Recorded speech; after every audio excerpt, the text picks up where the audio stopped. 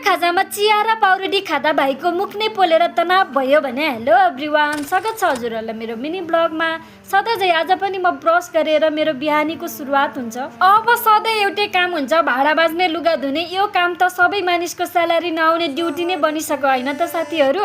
आज पनि म एक बाटा भाडालाई चम्काएर एक बाल्टी लुगा धुनतिर लाग्छु। मजाक गरेको, एक बाल्टी चाहिँ छैन है साथीहरू। फर्स्टमा चाहिँ म सबै लुगाहरूलाई साबुन लगाउन तर्फ लाग्छु। एक एक गरेर सबै मैलाहरू फ्याँक्छु। कपडा पनि दिनदिनै धुँदा पनि उत्तिकै थुप्रिहाल्छ भने साथीहरू, मैले चाहिँ सबै लुगाहरूलाई साबुन लगाइसकेपछि एक एक गरेर सब पखाल्न तर्फ लाग्छु। सबै लुगा पखालिसकेपछि फटाफट लुगा सुकाउन थाल्छु। लुगा सुकाइसकेपछि एकछिन के बसेकी थिएँ, फेरि भाइ मलाई भोक लाग्यो, म त भोकले मर्न लागि पो भन्छ।